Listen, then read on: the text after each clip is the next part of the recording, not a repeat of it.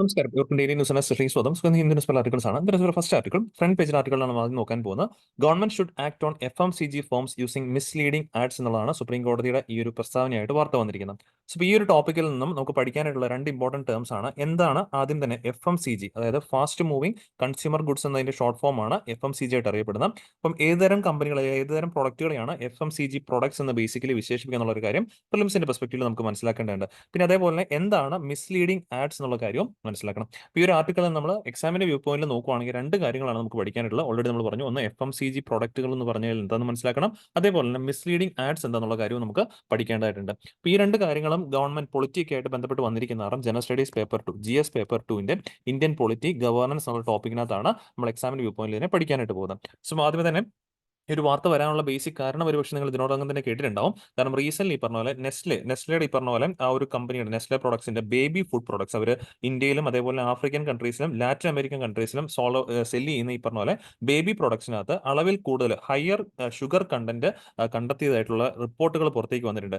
അതിന്റെ പശ്ചാത്തലത്തിൽ നമ്മുടെ മിനിസ്ട്രി ഓഫ് ഹെൽത്ത് ഈ പറഞ്ഞ പോലെ നമ്മുടെ FSCG, അതായത് food safety standard authority of ഇന്ത്യയോട് ഈ പറഞ്ഞ പോലെ ഒരു പ്രൊഡക്റ്റുകൾ, ആ ബേബി പ്രൊഡക്റ്റുകളൊക്കെ തന്നെ പരിശോധിക്കാനായിട്ടുള്ള നിർദ്ദേശങ്ങൾ നൽകിയിട്ടുണ്ട്. പലപ്പോഴും നമ്മൾ ഓരോ പ്രൊഡക്റ്റുകളുടെയും ഈ പറഞ്ഞ പോലെ ബാക്ക് സൈഡ് നോക്കി കഴിയുമ്പോഴേക്കും അവിടെ നമുക്ക് അതിന്റെ കണ്ടന്റുകൾ കൃത്യമായിട്ട് കാണാൻ സാധിക്കും. അതിന് ഈ പറഞ്ഞ പോലെ ആഡ് ഷുഗറിന്റെ കണ്ടന്റ് എത്രയുണ്ട്, എത്ര ഗ്രാം ഉണ്ട്, അങ്ങനെയുള്ളത് പലപ്പോഴും കാണാനായിട്ട് സാധിക്കും. പക്ഷേ പല കമ്പനികളും ഈ പ്രൊഡക്റ്റിന്റെ ലേബലിനകത്ത് തരുന്ന കണ്ടന്റ് ആയിരിക്കത്തില്ല ഇതിന്റെ അകത്ത് ഉപയോഗിക്കുന്നത്. മേ ബി ഷുഗർ കണ്ടന്റ് ആ പറയുന്നതിനേക്കാൾ കൂടുതൽ പലപ്പോഴും എന്ത് ചെയ്യാറുണ്ട്, ഇതിനകത്ത് ഉപയോഗിക്കാറുണ്ട് എന്നുള്ള കാര്യമാണ് ഇതിനോട് ഈ പറഞ്ഞ അലഗേഷൻ ആയിട്ട് ബേസിക്കലി പുറത്തേക്ക് വന്നിരിക്കുന്നത്. അപ്പൊ എന്തായാലും ഈ ഒരു പശ്ചാത്തലത്തിൽ കൂടിയാണ് സുപ്രീം കോടതി ഇപ്പോൾ ഗവൺമെന്റിനോട് ഉത്തരവിട്ടിരിക്കുന്നത്. Government should act on FMCG firms using misleading ads എന്നുള്ളത്. അപ്പം ഇത്തരത്തിലുള്ള കമ്പനികളൊക്കെ തന്നെ അവരുടെ പ്രൊഡക്റ്റുകൾ ചൈൽഡ് ഫ്രണ്ട്ലി ആണെങ്കിൽ ചൈൽഡ് സേഫ് ആയിട്ടുള്ള പ്രൊഡക്റ്റ് ആണെന്നൊക്കെ പറഞ്ഞുകൊണ്ടായിരിക്കും പലപ്പോഴും അഡ്വർടൈസ്മെന്റ്സ് കൊടുക്കുന്നത്. ഇത് കണ്ടിട്ട് പലപ്പോഴും പേരൻസ് ആ പ്രൊഡക്റ്റുകൾ വാങ്ങിച്ച് അവരുടെ കുട്ടികൾക്ക് കൊടുക്കാറുണ്ട്. പക്ഷേ അത് അങ്ങനെ കൊടുക്കുന്നത് പലപ്പോഴും ആ കുട്ടികളുടെ ആരോഗ്യത്തിനെ ബാധിക്കുന്ന ഒരു പ്രശ്നമായിട്ട് മാറാറുണ്ട്. അതേപോലെ തന്നെ പതഞ്ജലിയുടെ കേസ് നിങ്ങൾ ഒരുപക്ഷെ കേട്ടിട്ടുണ്ടാവുമായിരിക്കും. അവരുടെ മരുന്നുകളെ കുറിച്ചിട്ട് അവർ ഈ പറഞ്ഞ പോലെ പബ്ലിഷ് ചെയ്തിട്ടുണ്ടായിരുന്ന അഡ്വർടൈസ്മെന്റുകൾ പലതും ഈ പറഞ്ഞ പോലെ മിസ്ലീഡിംഗ് ആയിരുന്നു എന്നുള്ളത് ചൂണ്ടിക്കാണിച്ചുകൊണ്ട് സുപ്രീം കോടതി ആ ഒരു കേസും കാര്യങ്ങളൊക്കെ വന്നിട്ടുണ്ട്. അതിന്റെ പശ്ചാത്തലമാണ് ഇന്ന് ഹിന്ദു ന്യൂസ് പേപ്പറിന്റെ ഏറ്റവും ബാക്ക് സൈഡിൽ നോക്കുവാണെങ്കിൽ ആ ഒരു അപ്പോളജി ലെറ്റർ ബേസിക്കലി സുപ്രീം കോടതി പറഞ്ഞതിനനുസരിച്ച് ആ ഒരു അപ്പോളജി ലെറ്റർ ഈ പറഞ്ഞ പോലെ പതഞ്ജലിയുടെ പേരിൽ നമുക്ക് ആ ഒരു ഹിന്ദു ന്യൂസ് പേപ്പറിന്റെ ബാക്ക് സൈഡിൽ കാണാൻ സാധിക്കും. അപ്പം ഈ രണ്ട് ടോപ്പിക്കും കൂടെ ചേർത്തിട്ടാണ് ഈ ഒരു ആർട്ടിക്കിൾ ബേസിക്കലി വന്നിരിക്കുന്നത്. സോ ഫസ്റ്റ് ഓഫ് ഓൾ നമുക്ക് മനസ്സിലാക്കാനുള്ളത് എന്താണ് ഫാസ്റ്റ് മൂവിംഗ് കൺസ്യൂമർ ഗുഡ്സ് അഥവാ FMCG എന്നുള്ളതാണ്. So FMCG or consumer packed goods, അപ്പോൾ FMCG പ്രൊഡക്റ്റുകളുടെ മറ്റൊരു പേരാണ് കൺസ്യൂമർ പാക്കേജ്ഡ് ഗുഡ്സ് എന്നറിയപ്പെടുന്നത്. Are the products which are sold quickly and at a relatively low കോസ്റ്റും ആയിരിക്കും. സോൾഡ് ക്വിക്ലി ആയിട്ടുള്ള ഐറ്റംസിനെയാണ് നമ്മൾ കൺസ്യൂമർ പാക്കേജ്ഡ് ഗുഡ്സ് അഥവാ FMCG പ്രൊഡക്ട്സ് എന്ന് ബേസിക്കലി പറയപ്പെടാറുള്ളത്. ഇനി മറ്റൊന്ന് കാര്യം എന്ന് പറഞ്ഞു കഴിഞ്ഞാൽ ഇവയുടെ സെയിൽസ് ഒക്കെ വളരെയധികം ഹൈ ആയിരിക്കും. ഹൈ വോളിയം സെയിൽസ് ഉള്ള പ്രൊഡക്റ്റ് ആയിരിക്കും. ക്വിക്ക് ഇൻവെന്ററി ടേൺ ഓവർ ഉണ്ടായിരിക്കും and various products catering to consumer needs. പ്രധാനമായിട്ടും കൺസ്യൂമറിന് എസെൻഷ്യൽ എവരിഡേ ഐറ്റംസ് ഒക്കെയാണ് ഏറെക്കുറയും FMCG പ്രൊഡക്റ്റുകളുടെ ഭാഗമായിട്ട് വരുന്നത്. ഫുഡ് ആൻഡ് ബിവറേജസ് ആയിട്ടുള്ള ഐറ്റംസ്, ടോയ്ലറ്ററീസ്, അതേപോലെ ക്ലീനിങ് സപ്ലൈസ്, മറ്റ് low cost household items, ഇതെല്ലാം കൂടെ ചേർന്നിട്ടാണ് ഫാസ്റ്റ് മൂവിംഗ് കൺസ്യൂമർ ഗുഡ്സ്. കൺസ്യൂമേഴ്സിന് ഏറ്റവും പ്രധാനമായിട്ട് ഉപയോഗിക്കുന്ന തരം വസ്തുക്കൾ. ഇങ്ങനെയുള്ള വസ്തുക്കൾ മറ്റൊരു പ്രത്യേകത ഷോർട്ട് ഷെൽഫ് ലൈഫ് ആയിരിക്കും. അതായത് അധികം നാൾ സൂക്ഷിച്ച് വെക്കാനായിട്ട് പറ്റത്തില്ല. ഓക്കെ, അതിൻ്റെ ഒരു കൃത്യമായിട്ടുള്ള ഒരു ഷോർട്ട് പീരീഡ് അല്ലെങ്കിൽ ഒരു ടൈം പീരീഡിലായിട്ടുള്ള എക്സ്പയറി ഡേറ്റ് കൃത്യമായിട്ട് അതിന് കണ്ടേക്കും. ദെൻ ഹൈ കൺസ്യൂമർ ഡിമാൻഡ് ഉള്ള വസ്തുക്കളാണ്, എസ്പെഷ്യലി സോഫ്റ്റ് ഡ്രിങ്ക്സുകൾ, confections. Then or because they are perishable, അത് പെട്ടെന്ന് നശിച്ചു പോകാൻ സാധ്യതയുള്ളവരായിരിക്കും. ഉദാഹരണം പറയുകയാണെങ്കിൽ meat, dairy products, baked goods, ഇവ എല്ലാം കൂടെ ചേരുന്നതാണ് ഈ പറഞ്ഞ പോലെ FMCG പ്രൊഡക്ട്സ് ആയിട്ട് ബേസിക്കലി അറിയപ്പെടുന്നത്. അപ്പോൾ FMCG അഥവാ ഫാസ്റ്റ് മൂവിംഗ് കൺസ്യൂമർ ഗുഡ്സ് എന്ന് പറഞ്ഞു കഴിഞ്ഞാൽ കൺസ്യൂമേഴ്സ് അവരുടെ എവരിഡേ ഐറ്റംസ് ആയിട്ട് എസെൻഷ്യൽ ആയിട്ട് കരുതപ്പെടുന്ന ഗുഡ്സുകളൊക്കെയാണ് നമ്മൾ ഏറെക്കുറെ എന്തായിട്ട് കരുതപ്പെടുന്നത്, FMCG അഥവാ ഫാസ്റ്റ് മൂവിംഗ് കൺസ്യൂമർ ഗുഡ്സ് ആയിട്ട് രേഖപ്പെടുന്നു. ഇനി FMCGയുടെ ഇൻഡസ്ട്രി, ആ ഒരു ഫാസ്റ്റ് മൂവിംഗ് കൺസ്യൂമർ ഗുഡ്സ് ഇൻഡസ്ട്രിയിൽ ഇന്ത്യയുടെ ഒരു കാര്യം നമുക്ക് നോക്കണം. So FMCG sector is a fourth largest sector in Indian economy. Indian എക്കണോമിയിലെ ഏറ്റവും ഫോർത്ത് ലാർജസ്റ്റ് സെക്ടർ ആണ് ഏത്, FMCG എന്നുള്ള കാര്യം ഓർക്കാം. ആൻഡ് ഇൻ 2022 ഡേറ്റ പ്രകാരം urban sector itself accounted for 65% of the overall annual FMCG sales. നമ്മുടെ ഇന്ത്യയിലെ 2022 നടന്ന അർബൻ സെക്ടറിൽ നടത്തിയ പരിശോധനയിൽ FMCG പ്രോഡക്റ്റുകൾ അവർ സെയിൽ ചെയ്തതിന്റെ 65% എവിടെയോട്ടായിരുന്നു, അർബൻ സെക്ടർ കേന്ദ്രീകരിച്ചായിരുന്നുള്ള കാര്യം ഓർത്ത് വെച്ചേക്കാം. അതേപോലെ തന്നെ whereas rural India contributed to 35%. അപ്പോൾ ഏറ്റവും കൂടുതൽ FMCG അഥവാ പാക്ഡ് നമ്മൾ നോക്കുവാണെങ്കിൽ സോഫ്റ്റ് ഡ്രിങ്ക്സ് ആയിക്കോട്ടെ അല്ലെങ്കിൽ പാക്കേജ്ഡ് ഫുഡ് ഐറ്റംസ് ആയിക്കോട്ടെ ഏറ്റവും കൂടുതൽ വിറ്റഴിക്കപ്പെടുന്ന എവിടെയോട്ടാണ്, അർബൻ ഏരിയാസിലാണ് കൂടുതലായിട്ട് വിറ്റഴിക്കപ്പെടുന്നത് കമ്പയർഡ് ടു റൂറൽ ഏരിയാസ്. അതാണ് ഈ ഡേറ്റയിലൂടെ നമുക്ക് പറഞ്ഞു നൽകുന്നത്. Then household and personal care products, personal care products make up 50% of the industry sales. ഈ FMCG പ്രൊഡക്റ്റുകളിനകത്ത് 50% ഏതുതരം പ്രൊഡക്റ്റുകളാണ് വരുന്നത്, household and personal care പ്രൊഡക്റ്റുകളാണ് കൂടുതലായിട്ടും വരുന്നത്. ദെൻ ഹെൽത്ത് കെയർ ഐറ്റംസ് വരുന്നത് 31 to 32%. ഫുഡ് ആൻഡ് ബിവറേജസ് വരുന്ന അക്കൗണ്ട് ഫോർ റിമൈനിങ് 18-19%. അപ്പം FMCG പ്രോഡക്റ്റിനകത്ത് ഏറ്റവും കൂടുതൽ പോർഷൻസ് വരുന്ന ഏതാണ്? Household and personal care പ്രോഡക്റ്റുകളാണെന്നുള്ള കാര്യം ഓർക്കുക. And it also this industry provides employment to around 3 billion people. നമ്മുടെ രാജ്യത്ത് 3 മില്യൺ ആളുകൾക്ക് ജോലി കൊടുക്കുന്നുണ്ട്. ഏത് industry? FMCG industry. Accounting for approximately 5% of the total factory employment. Total factory employment ഇന്ത്യയുടെ 5% എവിടെ നിന്നാണ് വരുന്നത്? FMCG ഇൻഡസ്ട്രീസ് ബേസ്ഡ് ആണെന്നുള്ള കാര്യം ഓർത്ത് വെച്ചേക്കാം. സോ ഇത്രയും കാര്യങ്ങളാണ് ഈ ഒരു FMCGയുമായിട്ട് ബന്ധപ്പെട്ട് നമുക്ക് പഠിക്കാനുള്ളത്. ഇനി അടുത്ത ആ ഒരു മിസ്ലീഡിംഗ് അഡ്വർടൈസ്മെന്റ്സിനെ കുറിച്ചിട്ട് അറിഞ്ഞിരിക്കണം. സോ എന്താണ് ബേസിക്കലി മിസ്ലീഡിംഗ് അഡ്വർടൈസ്മെന്റ് ചോദിച്ചു ഒറ്റ വാക്കിൽ പറയുവാണെങ്കിൽ it refers to any advertising messages that misleads a consumer by making false or exaggerated claims. ഇപ്പം ഉദാഹരണം നമ്മൾ പറഞ്ഞ പോലെ തന്നെ ഇത് എന്താ പറയുക, ആരോഗ്യത്തിന് വളരെ നല്ലതാണെന്നൊക്കെ പറഞ്ഞുകൊണ്ട് ഓരോ പ്രൊഡക്റ്റുകളും പേര് നമുക്ക് ടാഗ് ലൈൻ ആയിട്ടൊക്കെ കാണാൻ സാധിക്കും. പക്ഷെ അത് കഴിക്കുന്നതുകൊണ്ട് ചിലപ്പോൾ ആ ഒരു കഴിക്കുന്ന കൺസ്യൂമറിന് വലിയ കൂടുതൽ ബെനിഫിറ്റ് ഒന്നും കിട്ടുന്നുണ്ടാവില്ല. പക്ഷേ ആ ടാഗ് ലൈൻ കണ്ടുകൊണ്ടിട്ട് പലപ്പോഴും എന്ത് ചെയ്യാറുണ്ട്, പല ആളുകൾ അത് വാങ്ങി കഴിക്കാറുണ്ട്. സോ അങ്ങനെ ഈ പറഞ്ഞ ഫോൾസ് ആയിട്ടുള്ള ഇൻഫർമേഷൻസ് അല്ലെങ്കിൽ മിസ്ലീഡിംഗ് ആയിട്ടുള്ള ഇൻഫർമേഷൻസ് കസ്റ്റമറിലേക്ക് കൊടുക്കുന്ന തരം അഡ്വർടൈസ്മെന്റ്സിനെയാണ് നമ്മൾ ഇത്തരത്തിൽ നമ്മുടെ മിസ്ലീഡിംഗ് അഡ്വർടൈസ്മെന്റ് എന്ന് ബേസിക്കലി വിശേഷിപ്പിക്കപ്പെടാറുള്ളത്. Or it can be an false product specification, അതായത് തെറ്റിദ്ധരിപ്പിക്കുന്ന രീതിയിലുള്ള സ്പെസിഫിക്കേഷൻ ആയിരിക്കും അതിനകത്ത് മെൻഷൻ ചെയ്തിട്ടുണ്ടാവുക. ഉദാഹരണം പറയുവാണെങ്കിൽ ആ ഒരു പ്രോഡക്റ്റിന്റെ പുറകിൽ ആ ഒരു ലേബലിനകത്ത് ഷുഗർ കണ്ടന്റ് 10 ഗ്രാം എന്നായിരിക്കും എഴുതിയിട്ടുണ്ടാവുക. പക്ഷേ ആക്ച്വലി ചിലപ്പോൾ അതിനകത്ത് 50 ഗ്രാം ഷുഗർ കണ്ടന്റ് ഉണ്ടാവും ആ പ്രോഡക്റ്റിനകത്ത്. അത്തരത്തിൽ ഈ പറഞ്ഞ പോലെ ഫോൾസ് ആയിട്ടുള്ള പ്രോഡക്റ്റ് സ്പെസിഫിക്കേഷൻസ് നൽകുന്നത്, അല്ലെങ്കിൽ ഈ പറഞ്ഞ പോലെ എന്താ പറയുക, ജസ്റ്റ് ഈ പറഞ്ഞ പോലെ എക്കോ ഫ്രണ്ട്ലി ആയിട്ടുള്ള പ്രൊഡക്റ്റുകൾ എന്ന് പറഞ്ഞുകൊണ്ട് ലേബലൊക്കെ പലപ്പോഴും നമുക്ക് കാണാനായിട്ട് സാധിക്കും. പക്ഷെ അത് എക്കോ ഫ്രണ്ട്ലി പ്രൊഡക്റ്റുകളൊന്നും പലപ്പോഴും ആയിരിക്കത്തില്ല. അങ്ങനെ ഫോൾസ് പ്രൊഡക്റ്റ് സ്പെസിഫിക്കേഷൻസ്, മിസ്ലീഡിംഗ് ആയിട്ടുള്ള price comparisons, false testimonials etcetera ഈ പറഞ്ഞ പോലെ ചെയ്യുന്ന തരം അഡ്വർടൈസ്മെന്റ്സ് എന്ത് തന്നെയാണ് ഫോൾസ് അല്ലെങ്കിൽ മിസ്ലീഡിംഗ് അഡ്വർടൈസ്മെന്റ്സിന്റെ ഭാഗമായിട്ട് മാറും. ഇനി ഇങ്ങനെയുള്ള ഫോൾസ് അല്ലെങ്കിൽ മിസ്ലീഡിംഗ് അഡ്വർടൈസ്മെന്റ് കൊണ്ട് എന്തൊക്കെ പ്രശ്നങ്ങളാണ് ഉണ്ടാകുന്നത്? എസ്പെഷ്യലി നോക്കുവാണെങ്കിൽ ഇപ്പൊ നമ്മൾ നെസ്ലയുടെ പ്രൊഡക്റ്റുകളുടെ കാര്യം പറഞ്ഞു, ബേബി പ്രോഡക്ട്സിന്റെ കാര്യം. ഇങ്ങനെയൊക്കെ അവർ ചെയ്യുമ്പോഴേക്കും പലപ്പോഴും എന്താ സംഭവിക്കുന്നത്? എത്തിക്കൽ ഇഷ്യൂ സംഭവിക്കുന്നുണ്ട്. ആ കമ്പനിയിലുള്ള ട്രസ്റ്റ് തന്നെ ചിലപ്പോൾ കസ്റ്റമേഴ്സിന് പോകാനായിട്ട് ഇടയാക്കിയേക്കുമെന്നുള്ളതാണ്. It violates trust of consumers and undermines integrity of the business. Then violation of law. The Drugs and Magic Remedies Objection Advertisement Act 1954 prohibits benefits claim without sound scientific basis. അതായത് നമ്മൾ ഇപ്പം പലപ്പോഴും മരുന്നുകളുടെയൊക്കെയാണെങ്കിലും പരസ്യത്ത് കാണുന്നതാണ്. ഓരോ വ്യക്തികൾ ഈ പറഞ്ഞ പോലെ അത് ആ മരുന്ന് കഴിച്ചിട്ട് ഈ പറഞ്ഞ പോലെ അവർക്ക് ഭേദമായി എന്നൊക്കെ പറഞ്ഞുകൊണ്ട് പലപ്പോഴും ഓരോ അഡ്വർടൈസ്മെന്റ്സ് നമ്മൾ കാണാറുണ്ട്. പക്ഷേ യഥാർത്ഥത്തിൽ drugs and magic remedies act 1954 പ്രകാരം അത്തരത്തിലുള്ള ബെനിഫിറ്റ് ക്ലെയിമുകൾ ഈ പറഞ്ഞ പ്രൊഹിബിറ്റ് ചെയ്തിരിക്കുന്നതാണ് വിത്തൗട്ട് സൗണ്ട് സയന്റിഫിക് ബേസിസ്. യഥാർത്ഥമായിട്ടുള്ള സൗണ്ട് ആയിട്ടുള്ള മീൻസ് യഥാർത്ഥ സയന്റിഫിക് ക്ലാരിഫിക്കേഷൻ ഉണ്ടെങ്കിൽ അങ്ങനെ അഡ്വർടൈസ്മെന്റ് ചെയ്യാം, ഇല്ലാത്ത പക്ഷം അങ്ങനെ അഡ്വർടൈസ് ചെയ്യാൻ പാടില്ല എന്നുള്ളതാണ് ഈ ലോയ്ക്കകത്ത് പറയുന്നത്. ഇനി അഡ്വേഴ്സ് ഹെൽത്ത് ഇമ്പാക്റ്റുകൾ ഉണ്ടാക്കാൻ ഇടയായിരിക്കും. കാരണം ഇത്തരത്തിൽ അൺവെരിഫൈഡ് ഉള്ള പ്രോഡക്റ്റുകൾ, ഇപ്പം 10 ഗ്രാം എന്ന് പറഞ്ഞുകൊണ്ട് പ്രോഡക്റ്റിന് ലേബിൾ കാണിച്ചിരിക്കും 50 ഗ്രാം ഷുഗർ കണ്ടന്റ് അതിനകത്ത് ഉണ്ടെങ്കിൽ അത് അൺവെരിഫൈഡ് ആയിട്ടുള്ള പ്രോഡക്റ്റുകളാണ്. അങ്ങനെയുള്ള പ്രോഡക്റ്റുകൾ കൺസ്യൂമേഴ്സ് കഴിച്ചു കഴിയുമ്പോഴേക്കും it can lead to negative effect on the health of consumers എന്നുള്ളൊരു പോയിന്റും കൂടെ മനസ്സിലേക്ക് വെച്ചേക്കാം. അപ്പൊ ഇത്രയും കാര്യങ്ങളാണ് നമുക്ക് ഈ ഒരു ആർട്ടിക്കിൾ നിന്നും എക്സാമിന്റെ വ്യൂ പോയിന്റിൽ മനസ്സിലാക്കാനായിട്ടുണ്ടായിരുന്നത്. ഇനി നമ്മൾ രണ്ടാമത്തെ ആർട്ടിക്കിളിലേക്ക് മൂവ് ഓൺ ചെയ്യാണ്. എഡിറ്റോറിയൽ പേജിലെ ആർട്ടിക്കിളാണ് towards a less poor and more equal country എന്നുള്ളതാണ് ഈ ആർട്ടിക്കിൾ ഹെഡ്ലൈൻ ആയിട്ട് വായിക്കുന്നത്. അപ്പോൾ ഇൻകം ആൻഡ് വെൽത്ത് ഇൻഇക്വാളിറ്റിയെ കുറിച്ചിട്ടാണ്, ബേസിക്കലി ഇൻഇക്വാളിറ്റിയെ കുറിച്ചിട്ടാണ് ഈ ഒരു ആർട്ടിക്കിളിനകത്ത് ഡിസ്കസ് ചെയ്യുന്നത്.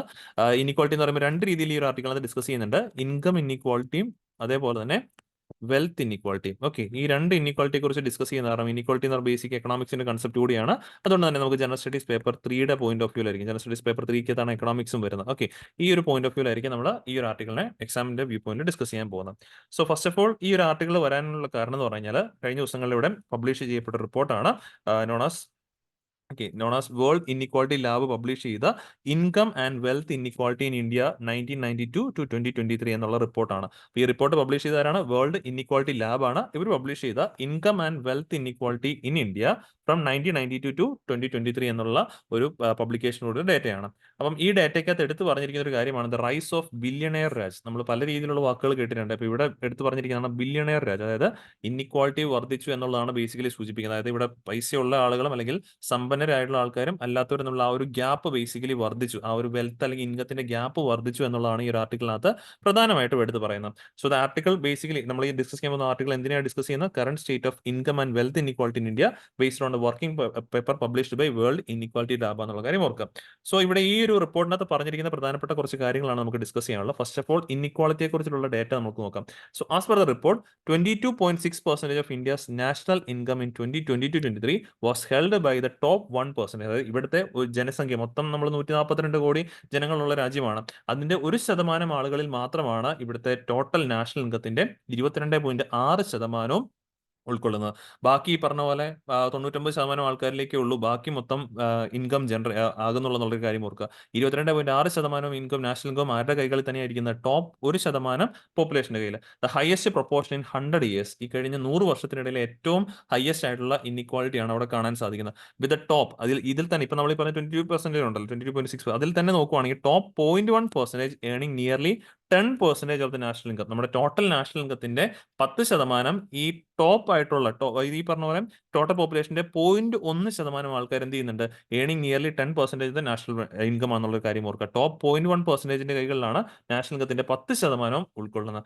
അതേപോലെ വെൽത്ത് ഇൻഇക്വാളിറ്റി നോക്കുവാണെങ്കിൽ ഈവൻ മോർ ഡിഫിക്കൽട്ട് ആണ് നോക്കിക്കഴിഞ്ഞാൽ. ഇത് top 1% owing to 40.1% of the wealth. അതായത് ടോപ്പ് 1% ആൾക്കാർ കൈയടക്കി വെച്ചിരിക്കുന്ന എത്രമാത്രം വെൽത്ത് ആണ്? നമ്മുടെ ടോട്ടൽ രാജ്യത്തിന്റെ 40.1% വെൽത്ത് ആണ്. And 10,000 wealthy individuals owning an average 22.6 billion each.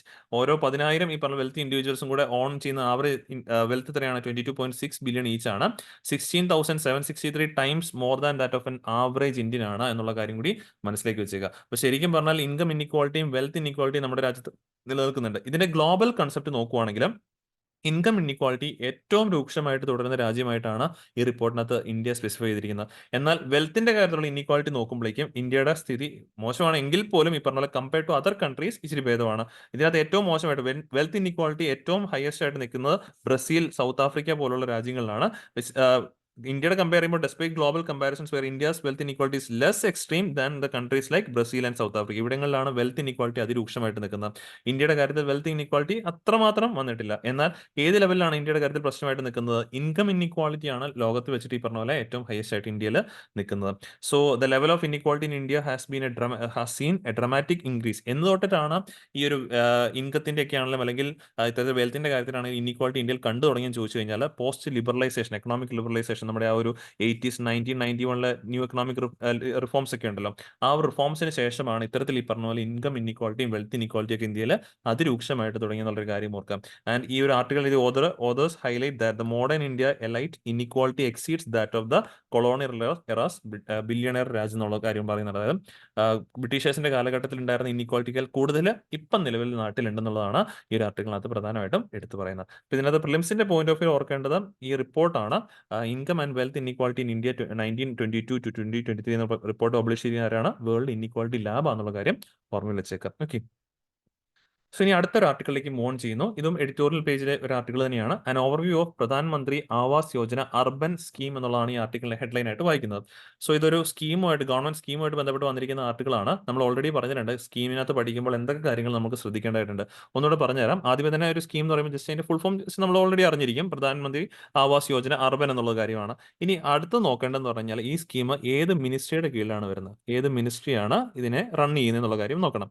രണ്ടാമതായിട്ട് ഇതിന്റെ ഫണ്ടിങ് പാറ്റേൺ എന്ന് പറയുമ്പോഴേക്കും 100% സെൻട്രൽ ഗവൺമെന്റ് ഫണ്ട് ചെയ്യുന്ന സ്കീമാണെങ്കിൽ ഇതിനെ സെൻട്രൽ സെക്ടർ സ്കീം എന്ന് പറയും. ഇനി ഒരു പാർഷ്യൽ എമൗണ്ട് ആണ് സെൻട്രൽ ഗവൺമെന്റും മറ്റ് ബാക്കി എമൗണ്ട് സ്റ്റേറ്റ് ഗവൺമെന്റുകളുമാണ് എടുക്കുന്നതെങ്കിൽ അതിനെ സെൻട്രലി സ്പോൺസേഡ് സ്കീം എന്ന് വിളിക്കപ്പെടുന്നു. എന്തായാലും ഫണ്ടിങ് പാറ്റേൺ അറിഞ്ഞിരിക്കണം. ഇനി പ്രധാനമായിട്ടും ഈ ഒരു സ്കീമിന്റെ എയിം എന്താണെന്നുള്ള കാര്യം നോക്കി വെച്ചേക്കുക.